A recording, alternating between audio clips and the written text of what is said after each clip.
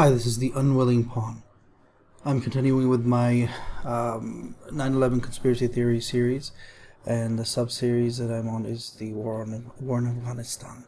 I just completed the oil and gas one, the part one, where I just gave the background of the situation and peak oil and reserves and all of that stuff. Who has what and how many reserves they have, and how significant the reserves were, and what was thought at that time, really, in Afghanistan. Not in Afghanistan, sorry, in Kazakhstan. So in the Central Asian states, what was perceived to be one potential huge reserve, which turned out to be a huge disappointment by, I think they knew about 2005, 2008. And if you recall, that was already way after they had already gone into Afghanistan. So at the time and prior, they thought, the ruling elites of the United States thought, that there was a gold mine of oil reserves that dwarfed the oil reserves of the Middle East and Kazakhstan. So that Kazakhstan was a gold mine. We have to go to Kazakhstan. Black gold, plenty of black gold there. And Turkmenistan was known for, and it still is known for, natural gas reserves. So oil and gas, definitely in the Central Asian states. It's still there is a reasonable amount, but what the United States was doing is preventing the natural trade partner for those countries, be Russia and China. So, and that's exactly where the oil and gas is going now, but we'll discuss that in more detail later. Oil and gas, at the time, the perception was that there's a gold mine here.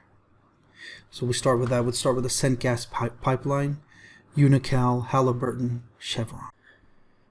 Okay, so before we actually get into pipeline, and when we look at the geography of this area, Afghanistan is bordered on the north by 4 of the stans, north and to the east. Turkmenistan, Uzbekistan, Tajikistan, and Kyrgyzstan. And this map shows you really just the ethnic backgrounds of Afghanistan and Pakistan. To the south, of course, of our Afghanistan is Pakistan. The Durand line was actually set up by the British. Really, it was some part of agreement and truce. At their time, it was decided that this would be the border between Afghanistan and Pakistan. In the northwest area of Pakistan, you have Pashtun population, which accounts for about 15% of Pakistan's total population. Punjabis are dominant, and of course Sindhi, Balochi, and you see the ethnic backgrounds in Pakistan. To the north, it's a partner Afghanistan, or neighbor Afghanistan. So Afghanistan has Uzbeks, Turkmens, Tajiks, the most significant being after the main population, dominant population, Pashtun, and Tajik, Hazara, Uzbek, and others. So, just to get an idea, so that's Turkmenistan, Uzbekistan, Tajikistan, and Kyrgyzstan to the north and east of Afghanistan, and Pakistan to the south. And to the east also is Kashmir, which is disputed between India and Pakistan. We'll talk about more of that when we discuss India and Pakistan, but not too much. We can't get into the whole background. It's just way too lengthy. So, these are the rough look at the ethnic backgrounds of Afghanistan and Pakistan and the geographical position. Here's a whole look at the whole stans, only the stans minus Afghanistan. So you have Kazakhstan, Uzbekistan, Kyrgyzstan, Tajikistan, Turkmenistan. The borders are there. The countries are not labeled, but you can tell which one we're talking about. So look at the green one, for example. That's Turkmenistan, 85.6%. The dark green one, I mean, but the southwest. And then right next to it, to the east of it is Uzbekistan. Uzbeks, obviously, dominant population there, 83.7% in the yellow. And if you go to the right, east of that, you get the Tajikistan, which obviously will have the majority Tajiks. You can see in the light green, and the red, the Kyrgyz, and that's just north of the Tajikistan border, and I believe it touches Afghanistan on its east side. the Kyrgyz border, or the way Afghanistan's border kind of that narrow pass. I forgot what that pass is called, but that touches Afghanistan, Pakistan. Sorry, the Pakistan, Kyrgyzstan, China as well. So it borders quite a bit. And of course, Kazakhstan doesn't directly touch Afghanistan, but it's one of the Central Asian stans and important. And it does have a significant Russian population to the north. And of course, it borders Russia to the north, China to the east. All of these connected to China and Russia directly. So their natural trading partners for any oil and gas, of course, would be China and Russia. Naturally. And any pipeline would go through Pakistan, Afghanistan, if it were to be exported. I couldn't find a good pipeline picture of the CentGas pipeline, but essentially you look at something like this, and it would be roughly like this. It could be completely different cities. It go through different cities, but it doesn't matter. Turkmenistan, Afghanistan, Pakistan, and India, by their own initiative, launched a pipeline called a TAPI. I believe this was in the talks even before, the CentGas pipeline. But obviously, when the CentGas pipeline was abandoned, which was pretty much the same year that was proposed because they couldn't get the Taliban out initially, it was just an excuse to get in there. But it was just one thing that if we're going to have any future pipelines in this area, we got to get the Taliban out. Still, with the TAPI, you see, it's pretty much the same thing as the Turkmenistan, Afghanistan and Pakistan pipeline that was proposed by CentGas, except you include India in here. CentGas didn't have India in it. It was from Turkmenistan to Pakistan. So, and of course, another key difference between this TAPI and the CentGas pipeline that was proposed when it was America controlling and America wanting. So this was the own initiative of Turkmenistan, Afghanistan, Pakistan, and India. Is the CentGas didn't include India, number one. Two, it was going to Pakistan through whatever cities, Turkmenistan into Afghanistan's own cities, and then to Pakistan. So it could come into Quetta, and then instead of going to Multan and to Fazilka, India, it would go to the Karachi port, or Gawad or wherever, go to Karachi, to Pakistani ports, to the Arabian Sea, where American oil tankers would take it. The idea is, just to make China beg for that natural gas. You can't have it. We can sell it to you. So then China's dependent on America. That was the idea behind it. Mainly China was a target because Russia doesn't have the oil and gas crisis then or now that China had and still has. So that would be the key difference. Just take that line and draw it down to the Arabian Sea rather than to India once it gets into Pakistan. This is just an idea of, so look at the countries and their borders and where the pipeline would be. It would go from Turkmenistan to cities in Afghanistan. Could be Herat, could be Kandahar, could be another one. But this is what the way TAPI is. Now TAPI is not in operation exactly. I mean, it was started, but and Pakistan, India would definitely love it. But the issue was Afghanistan just has too much internal turmoil. Obviously, they will be considering this now because now Taliban, see themselves as the legitimate leaders and rulers of Afghanistan. Therefore, they're definitely going to consider this as one option. And they got to keep this pipeline up if they want to. But remember, with pipelines, whether it's in this part of the world or any part of the world, even fracking and other pipelines in America, people don't want this in my backyard and this and that. So there's a lot of that going on as well. There's social issues, corruption. There's also but in case of Afghanistan, civil war, turmoil, that sort of thing. So you have to keep that in mind when you consider whether these pipelines ever got started or not. So that was just an idea of what this looks like on the map.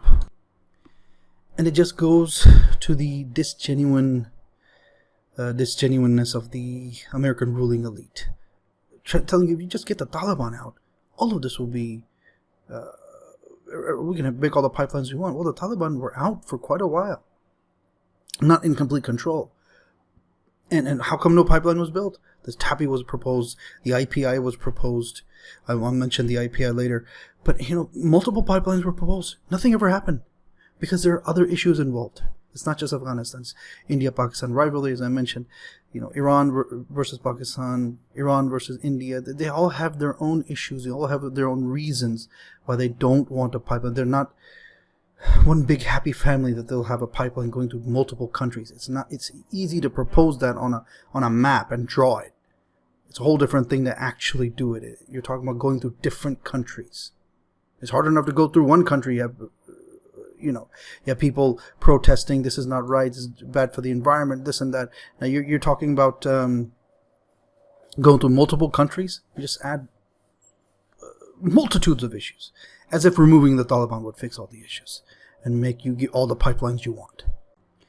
So with that little background, let's get right into it. How they did this, timeline of events, the connections, oil and gas connections, UNOCAL, Chevron, Halliburton, U.S. government connections, Afghani connections, how this all played out. From his testimony before the House International Relations Committee in Washington, D.C. on the 12th of February 1998, Vice President of International Relations for UNOCAL, John Maresca, informed the committee that construction of a gas pipeline from the Central Asian stans through Afghanistan and Pakistan down to Pakistani ports where American tankers could pick them up could not begin until an internationally recognized Afghani government is established. In other words, the Taliban had to be removed. UNOCAL, Union Oil Company of California, was the company that proposed the approximately 1,500-mile pipeline CentGas that was to originate from Turkmenistan. So the natural trade partners for all of these countries would, of course, be Russia and China.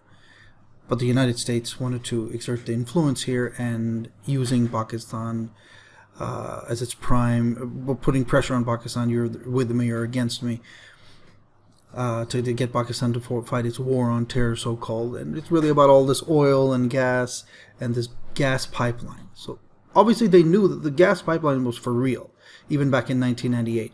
We don't know about the oil. They were still looking into it. They really thought that maybe there was a gold mine there. There are many amongst the ruling elites who were thinking, but Turkmenistan was for real. Even back in 1998, they knew, okay, Turkmenistan is well known, has plenty of natural gas reserves, and we mentioned those exactly in the previous video. So UNOCAL's headquarters are in El Segundo, California, U.S., and UNOCAL has since 2005 become a part of Chevron, one of the world's 6 supergiants of the oil and gas industries. Condoleeza Rice was a former board member of Chevron until she had to resign to take the position of Secretary of State under former President George W. Bush Jr. So they were all working for these companies, and of course when they took positions in the White House, they had to resign. Halliburton is an oil giant who had the technology to build UNOCAL's proposed pipeline and was a key supporter of this project. Halliburton, the same company who's looting Iraq. So we'll mention that in a second.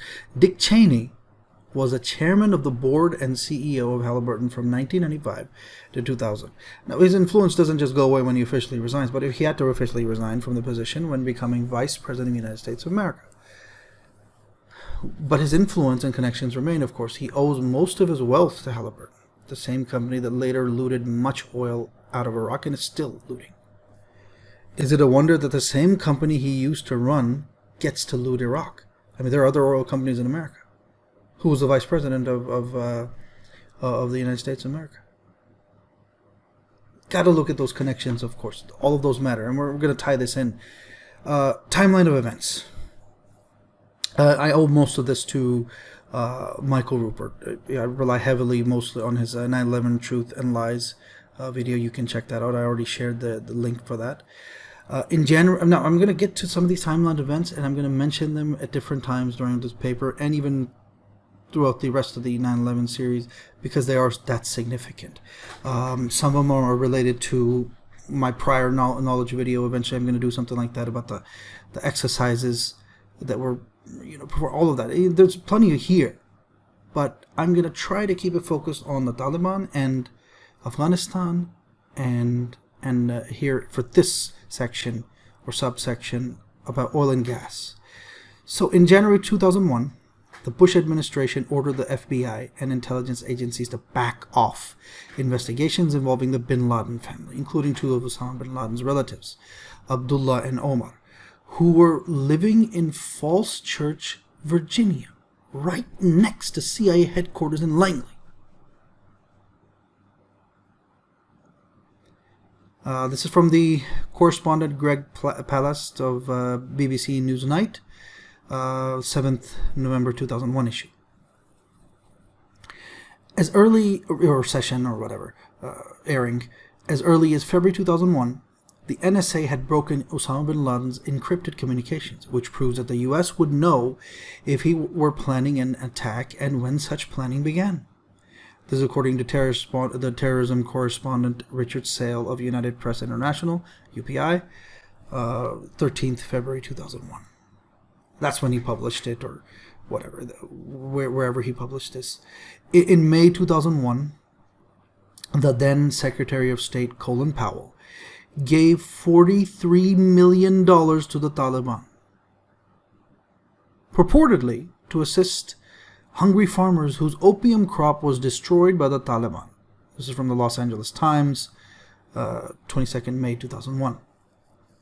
And so the point is, it was, I think, about 1998. The Taliban had talked about destroying the opium crop and replacing that with wheat and food items, so the Afghani people wouldn't have to import that. So food would be affordable, and then also your country has control over your food and supply when you can make all the food that you need locally in your own country through your agricultural. And Afghanistan has very limited agricultural land. It's a mostly mountainous terrain.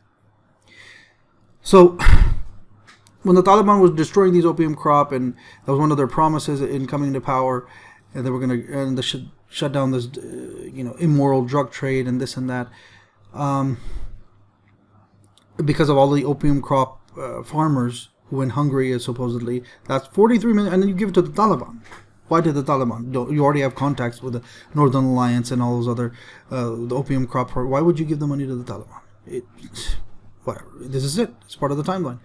In July 2001, 3 U.S. officers, Tom Simmons, former U.S. ambassador to Pakistan, Carl Inderfirth, former Assistant Secretary of State for South Asian Affairs, and Lee Colden, a former State Department expert on South Asia, met with Pakistani and Russian intelligence officers in Berlin and told them that the U.S. is planning military strikes against Afghanistan in October. British papers confirmed that the ISI relayed the threats to the Taliban. A French book even claimed that some Taliban officials sat in on the meetings. Now, there are multiple sources for this. The Guardian, I think this is a UK newspaper, 22nd September 2001. The BBC, 18 September 2001. British Broadcasting, of course. And the Pakistani Interpress Service, 16th November 2001. So newspapers, cable shows, news shows, all aired this and mentioned this. And I gave you the dates of their airings or printings, publishing. And this has happened in 2001, July 2001. 3 U.S. officers met with Pakistani and Russian intelligence officers in Berlin and told them that the U.S. is planning military strikes against Afghanistan in October. Now, 9/11 hadn't even happened. It happened in September. How could they know that they're going to bomb, and for what reason? What the justification would be?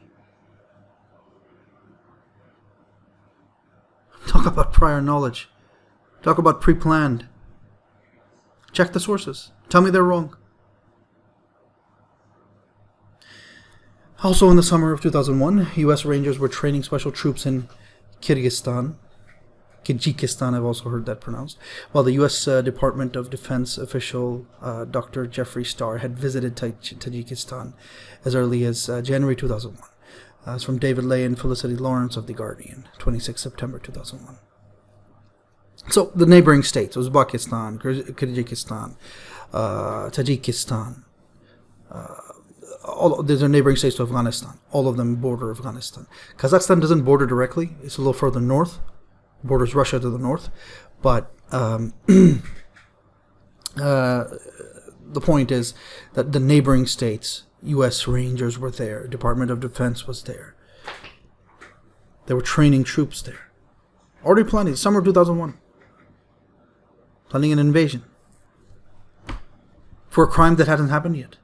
It was all about 9/11. There was a justification to attack, invade Afghanistan. The Taliban were sheltering Osama bin Laden. Osama bin Laden and his family back off their, investigations. That was back in January 2001. February 2001, the NSA broke Osama bin Laden's encrypted communications. So if he was hiding in some cave, all of that was made for TV drama. They knew much earlier than that. In May 2001, Secretary of State Colin Powell gave $43 million to the Taliban to help the opium farmers. Right. And all of this just unbelievable stuff. Unbelievable stuff. Between the 4th and the 14th of July 2001, Osama bin Laden received treatment for kidney disease at the American hospital in Dubai and met with a CIA official who then returned to CIA headquarters without detaining or extraditing bin Laden, in spite of him already, at this point, being the mastermind behind the attacks on the USS Cole and multiple U.S. embassy bombings. So he was the mastermind, the groups that he's involved with, they're doing terrorist attacks on U.S. embassies around the world, mostly in Muslim states, Muslim countries, and attacked the USS Cole. So he's already attacking America. CIA official meets with him, but they don't detain him, extradite him. UAE is already a country under U.S. Control. Dubai is in UAE, United Arab Emirates. They can easily exert control and bring him back. The United States, superpower. They know exactly where he is. But all this drama, we don't know where he is. We can't find him. The Taliban were harboring him. We know he's in Afghanistan. It's a lie. All of it was a lie.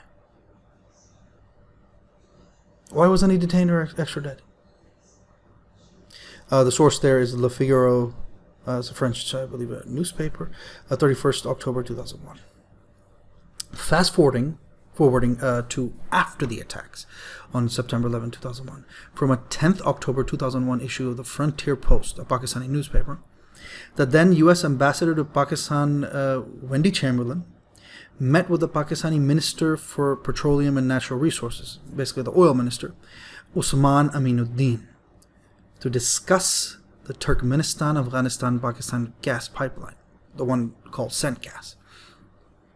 This took place shortly after 9/11, while the U.S. was still bombing Afghanistan, obviously in anticipation of a U.S. victory, followed by a U.S.-installed government. It's crystal clear. It's all documented. These meetings happen. They're still bombing the Taliban. Of course they expect a victory.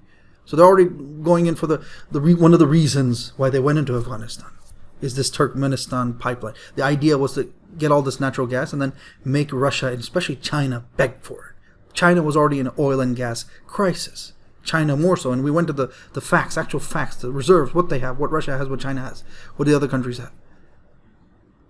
They wanted to keep China desperate for natural gas. Because the natural trading partner for Turkmenistan and Afghanistan, Kazakhstan would be Russia and China. Natural trading partners. Not America. America's too far away.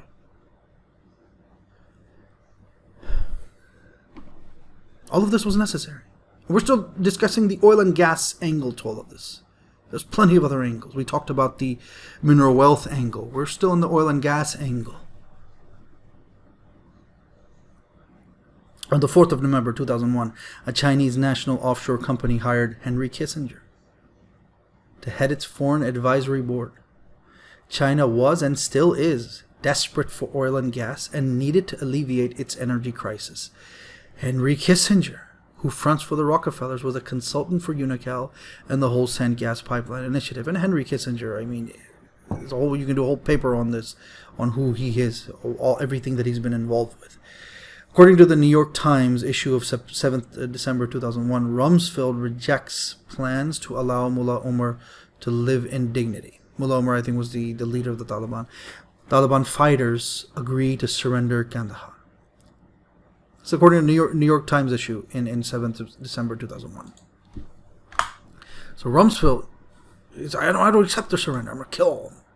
and a few brilliant documentaries by the Empire Files called Afghanistan War Pays Off Big for Generals Who Lied, and another documentary called Never Forget: Lessons of the Post 9/11 Warpath.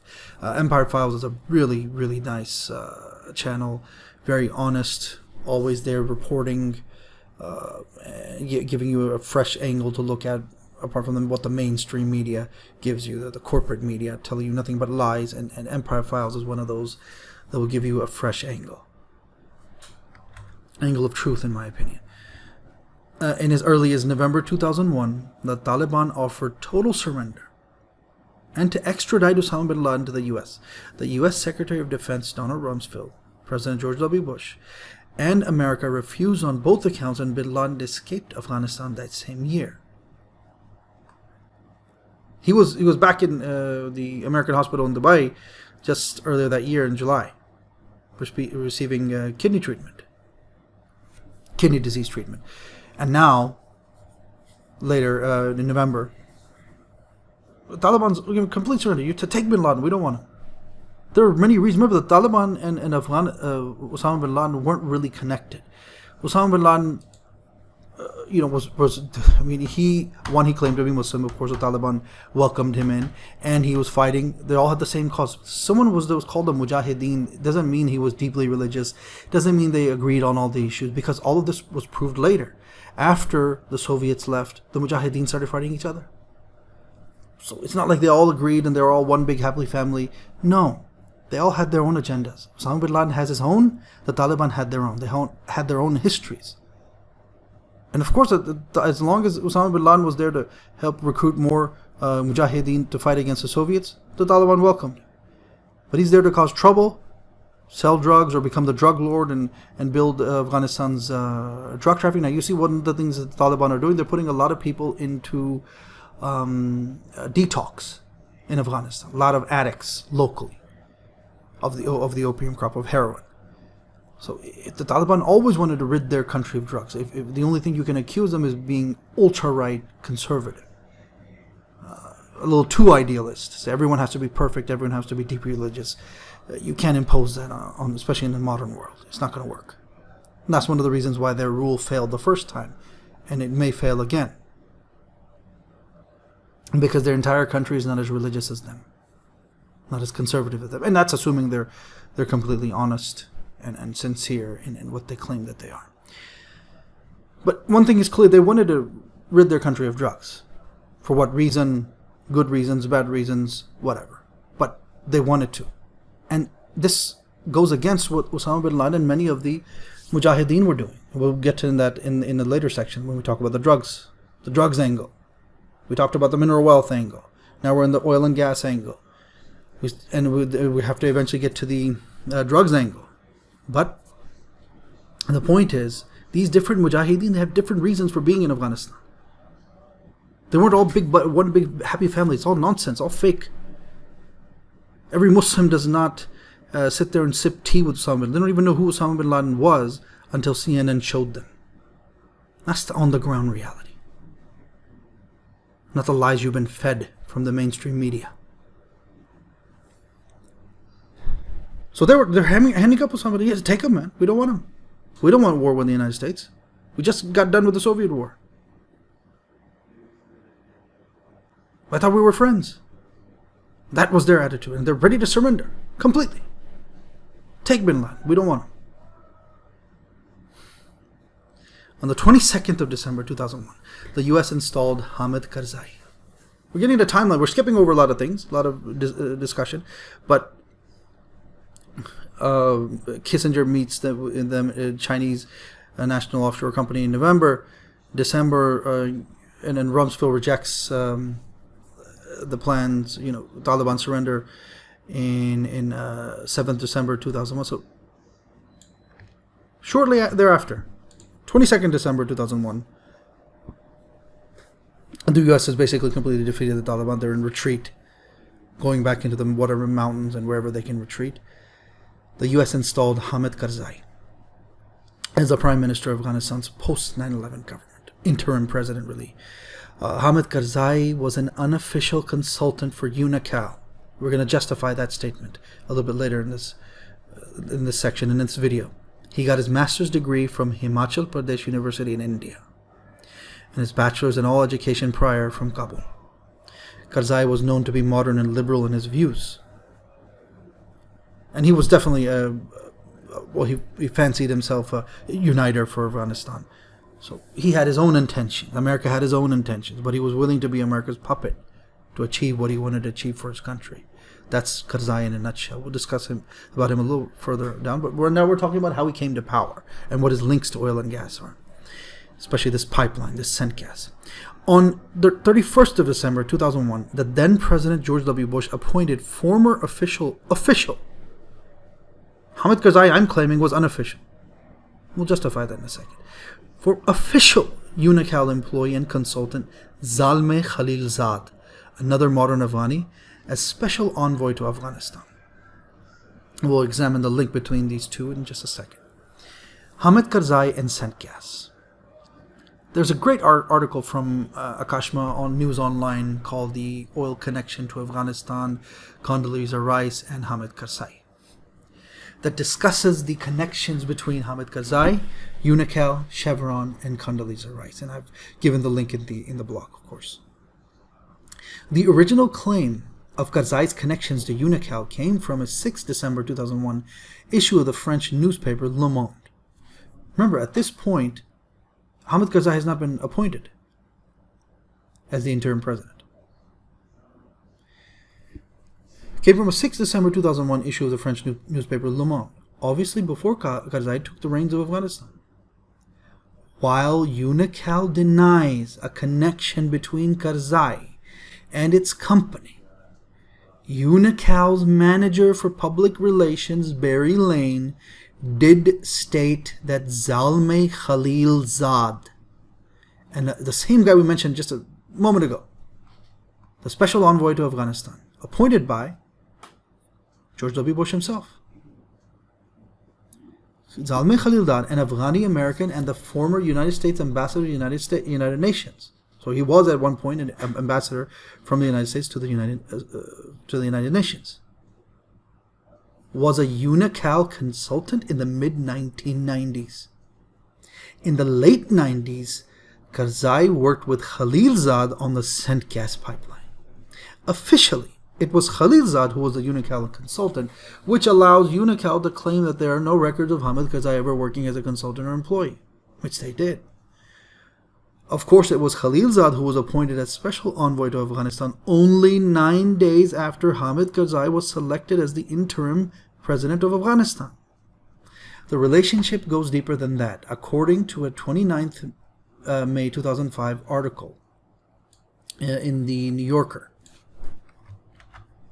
John Lee Anderson stated that this is an exact quote from his article, most of Karzai's government ministers have an American counterpart who is a member of the so-called Afghan reconstruction team.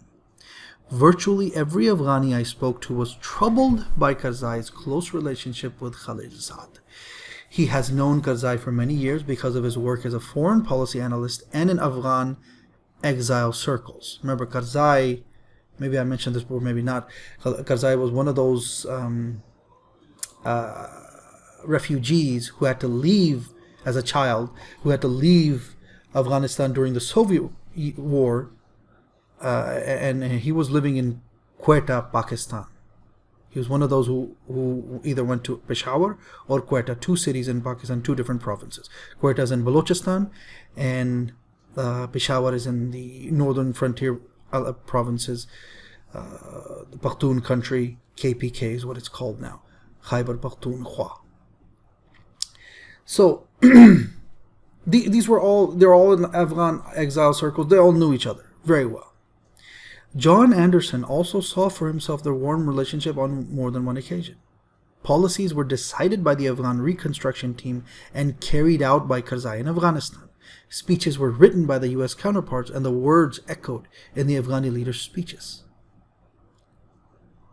According to now there's another thing, it's a little bit unrelated, but related to Hamid Karzai. According to 27th October 2009 news article in the New York Times, a claim was made that Hamid Wadi Karzai, Hamid Karzai's brother, was on the CIA payroll primarily for opium production.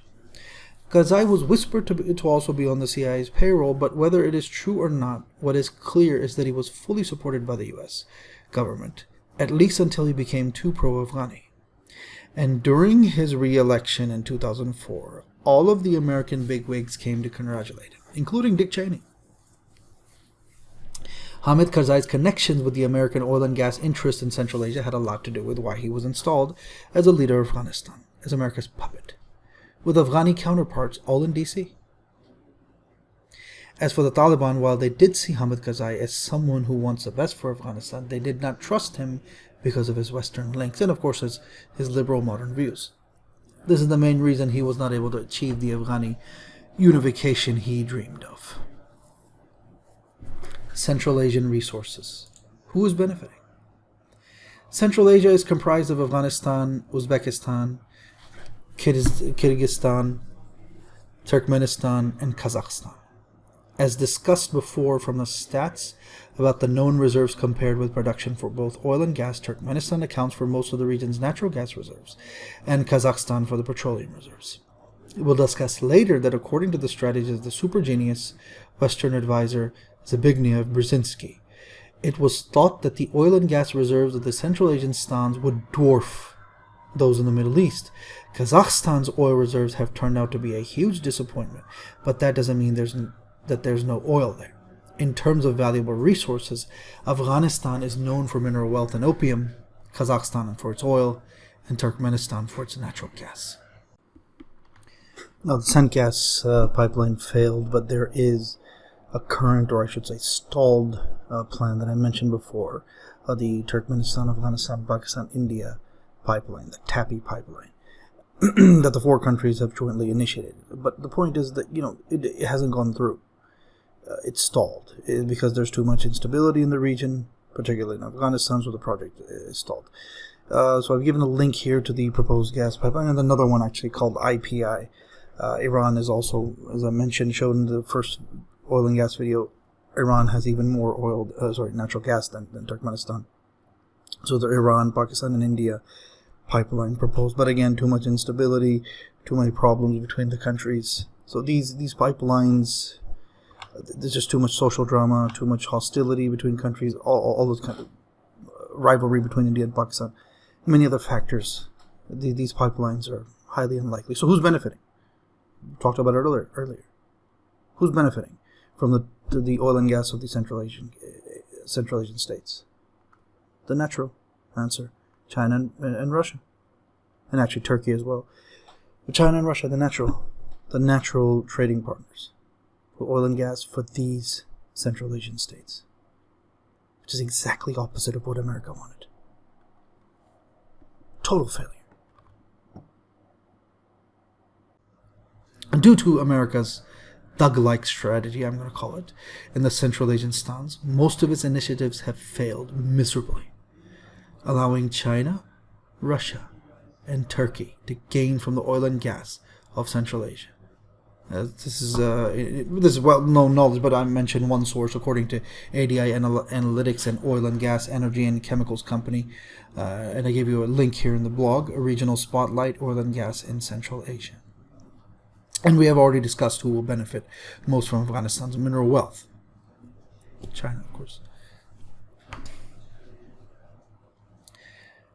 going to close off this section with this, and this is going to be a little bit different from the rest. I talked about the facts and the timeline and everything, but I have to give my personal disgust for the way America dealt with the way America goes after oil and gas and raises hell in other countries, and especially in Afghanistan, this whole mess in Afghanistan. Sovereign right. Morally speaking, the U.S. had no cause to steal the resources of any other country, as those are the legitimate sovereign right of the nations where those resources are found. This general understanding has always existed and been agreed upon, however silently, between the nations of the world. It's not a new thing that if it's in my territory, it's mine. Everyone follows that. until you desperately need something that somebody else has. You need their grain. In our modern times, you need their oil. You need their water. You need something. That doesn't belong to you. Sure, we all have to work together on this planet. We all have to be willing to trade resources. It makes life bearable for everyone. Sure. But there's a way to do business. There's a way to... And it's not like America doesn't know. It's not like good American companies don't know how to do business. They could have done it that way. It is not other countries' fault that America suffers from these shortages and valuable resource dilemmas because of its consumption without regard for sustainability, attitude towards resource management. America could have approached this whole issue civilly, with respect for the nations whose resources it covets.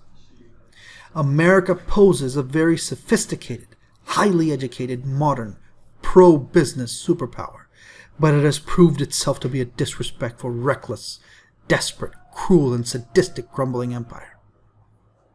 China is emerging as a premier world power, and others will fill the vacuum left behind by the waning superpower. What did America think? You could go to nations all around the world and say, "All right, you third world monkeys, you turban-wearing desert savages, you stupid effing nomads, you ugly mutts, you smelly turds. I hate you, your religion, your prophets, your holy books, your languages, everything about your inferior cultures. The only reason I'm even dealing with savages like you is that I need your oil, gas, mineral wealth because God shouldn't have given it to you, undeveloped lower life forms. It could have been mine, it should have been mine. Only by mere happenstance did it become yours. How can I, an empire not seen since the Roman Empire, the greatest power in the history of mankind, be beholden to a bunch of undeveloped nomads? God must be jealous of me. That's why he gave my oil to these effing Arabs. I'm the one who created the technology." Now, of course, if you don't cooperate, I will pound you into oblivion, send you back to the Stone Age, force you into starvation, demonize you for all of the world to see. You'll be lucky I don't drop weapons of mass destruction on your dirty lands and wipe you off the effing map. So what do you dirty Muslims think? Want to let me have everything you don't deserve? I may even be generous and let you have some scraps from my table when you come to my United Nations, my human community, and beg me like the losers you are. I love it when you Muslims beg me, and I send your refugees packing. I love it when I hear you cry about how I destroyed your countries. Oh, boo-hoo-hoo. I love it when you go to my human community, that's my United Nations, and beg to have me punished because I've been so mean, that I've committed human rights violations. Huh, you poor baby, keep crying. Wah, wah, wah. Where's your Allah now? Where's Muhammad? Where's your Quran? Hope all of you effing Muslims die gruesome deaths. This has been, end quote, this has been America's wonderful psychological strategy. Be as mean, spiteful, and disrespectful as you can be, and then expect the other to let you get away with everything in exchange for nothing. What did you expect? Hugs and kisses? Did you expect to get... What did America get from Afghanistan? Did you get the mineral wealth? No. Oil and gas? No. What did you achieve? Absolutely nothing. Yeah, sure, the generals at the top, they made money. They didn't lose anything. But what did the American people achieve? And this mindset, this psychological strategy, it's been the mindset of America's behavior with all of these Muslim countries, including Afghanistan. We're talking about all of the Muslim America's war in the entire Muslim world. This has been the rotten strategy. Did you really think it was going to work? Did you really think the Muslim countries would just bend over and take it? Would let you have their countries and their resources without a fight? What did America really achieve? What did the American people really get from all of this? Where's your prize? Where's your award? What did you get?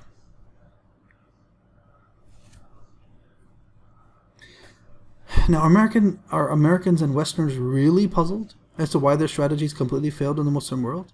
Do you think that this kind of mindset deserves cooperation and alliance? Is this the way to do business or trade with another country? Do you think it breeds anything but contempt? I mean, it's not that the West had not successfully dealt with Muslim countries before.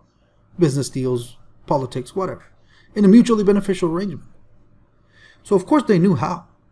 So the question has to be asked.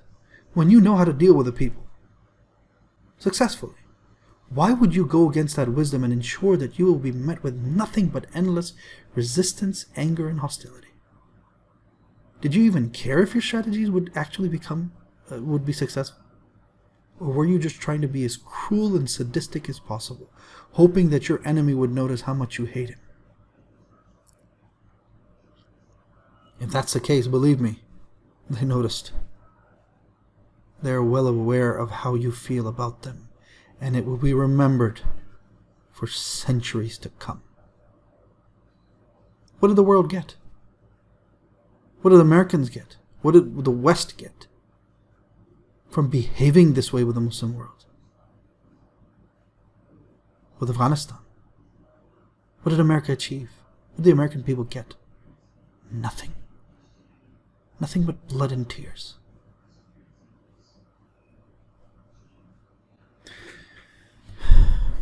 So on that disturbing note, to close it off, here the point is not to really depress you, but also, this awareness has to be raised. People have to be reminded again and again and again, because we're being fed these lies, this false reality where 9/11 was done all for this reason or that. All nonsense. All nonsense. All in the name of a 9/11 that they were themselves behind. Everything they've done. All in the name of a 9/11 that they were themselves behind. We're just adding to the case. Fact after fact, coincidence after coincidence. And all the factors of the war in Afghanistan, they so well relate to why 9/11 happened. Why America needed it to happen. And we're going to get into the drug section next. We're done with the oil and gas for now.